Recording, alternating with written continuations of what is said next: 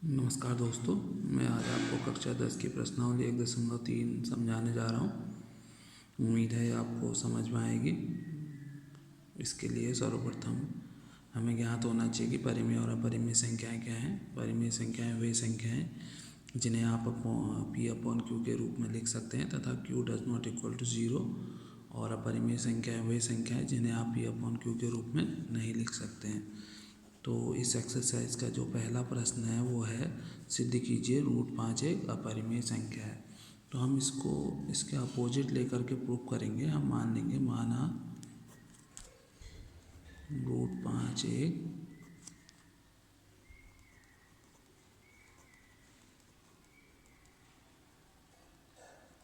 परिमेय संख्या है। माना √5 एक परिमेय संख्या है। अगर ये परिमेय संख्या है तो अब इसे आप P/Q के रूप में लिख सकते हैं। √5 इक्वल टू A/B। इसे आप वज्र गुणन कर लीजिए तो हो जाएगा आपका A इक्वल टू √5B। उसके बाद आप दोनों ओर वर्ग कर लीजिए,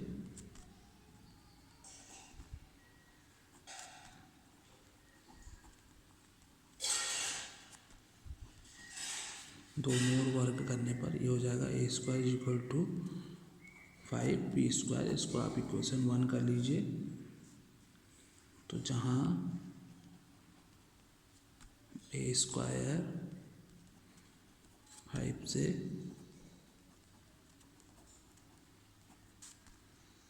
विभाजित है तो A भी 5 से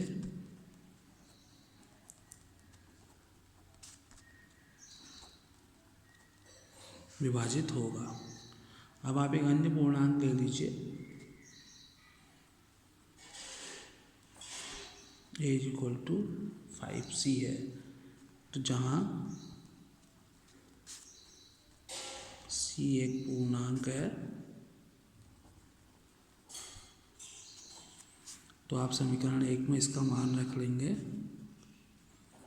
समीकरण 1 से A की जगह पर 5C का whole square equal to 5B²। ये हो जाएगा आपका 25C² इक्वल टू 5B²। इससे कैंसिल कर लीजिए आप। 5C² equal to B²। तो B²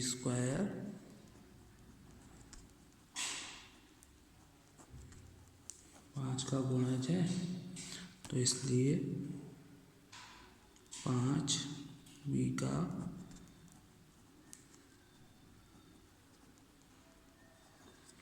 का गुणनखंड है। इसलिए A तथा B का उभयनिष्ठ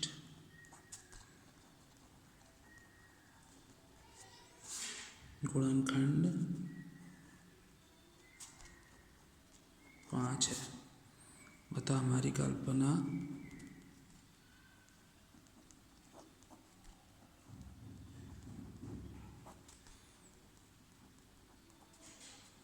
गलत है, इसलिए √5 एक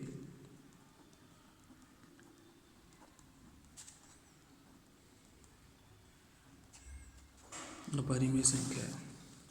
देखिए दोस्तों, मैं एक बार आपको इसको अच्छी तरीके से एक बार और समझाने का प्रयास करता हूँ। आपको प्रूफ करना है कि √5 एक अपरिमेय संख्या है। तो सर्वप्रथम आप मान लें कि √5 जो है वो एक परिमेय संख्या है। फिर अगर ये परिमेय संख्या है तो इसे आप P/Q के रूप में लिख सकते हैं। तो फिर इसे वज्र गुणन से A इक्वल टू √5B, दोनों ओर वर्ग कर दीजिए तो A² इक्वल टू 5B² आ जाएगा। अगर ये A² 5 से विभाजित है तो A भी 5 से विभाजित होगा। फिर एक अन्य पूर्णांक A इक्वल टू 5C के लिए आप इसे प्रूफ करेंगे तो A की जगह पर वैल्यू पुट कर देंगे समीकरण 1 में। 5C² equal to 5B²। तो इस तरीके से आ जाएगा 5C² इक्वल टू B²। तो B² 5 का गुणज है तो 5 भी B का गुणनखंड है, इसलिए A और B में उभयनिष्ठ गुणनखंड 5 है। तो हमारी कल्पना गलत है, तो इसलिए √5 क्या है, अपरिमेय संख्या है। तो इसी प्रकार इसके अन्य प्रश्न भी आप हल कर सकते हैं। 2 प्रश्न मैं आपको दे रहा हूँ। पहला प्रश्न है,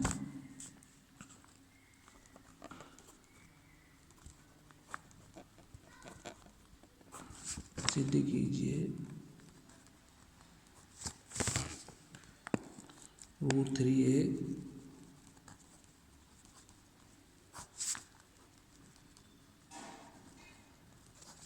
अपरिमेय संख्या है। सिद्ध कीजिए √3a अपरिमेय संख्या है। और दूसरा प्रश्न है सिद्ध कीजिए √7a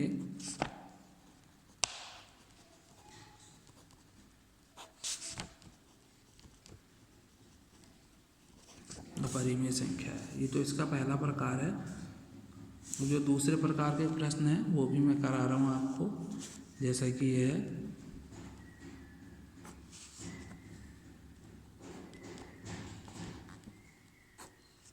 सिद्ध कीजिए 5 + 2√3a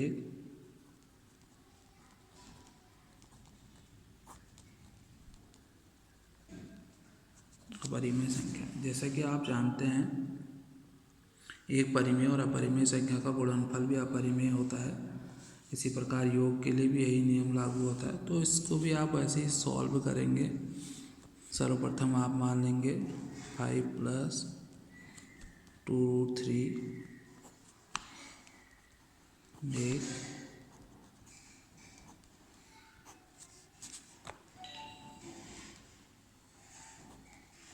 परिमेय संख्या है। तो परिमेय है तो फिर इसे वही आप a/b के रूप में लिख पाएंगे इक्वल टू a/b। तो 2√3 equal to a/b -5 √3 equal to 1/2 a/b -5। तो ये जो इधर वाली संख्या है ये परिमेय संख्या हो जाएगी, इसलिए 1/2 a/b -5 एक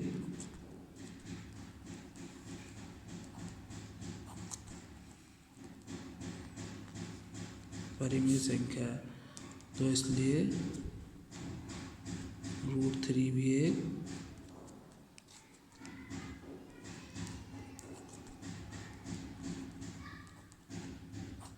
परिमेय संख्या होगी।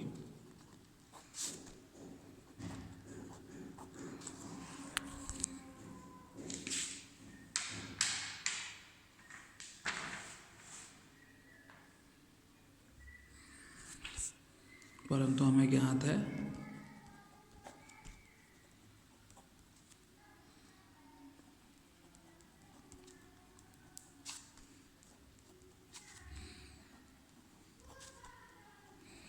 √3 एक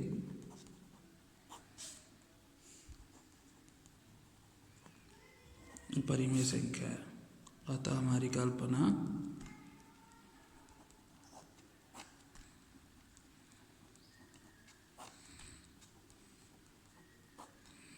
गलत है। इसलिए 5 + 2√3a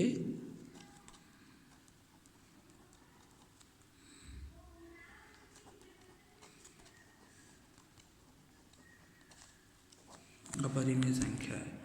एक बार फिर आप इसे ध्यानपूर्वक देख लें। सिद्ध कीजिए 5 + 2√3a का परिमेय संख्या है। करने का तरीका वही है। सर्वप्रथम आप उसे मान लेंगे कि जो है 5 + 2√3a अब परिमेय संख्या है। फिर इसे अगर परिमेय है तो इसे p/q के रूप में आप लिख सकते हैं। तो फिर अगर इसमें से आप √3 को अलग कर लेंगे तो जो उसके बराबर की संख्या है वो परिमेय है, तो इसलिए √3 भी परिमेय होगी। लेकिन आपको ज्ञात है कि √3 जो है वो एक अपरिमेय संख्या है, तो इसलिए हमारी कल्पना गलत है। अतः 5 + 2√3a अपरिमेय संख्या है। इसके साथ ही दो प्रश्न आपके लिए हैं। 7 + 2√5 सिद्ध कीजिए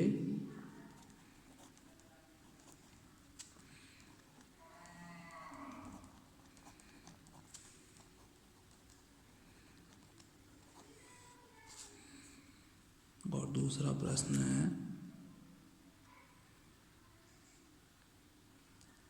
5 + 3√2a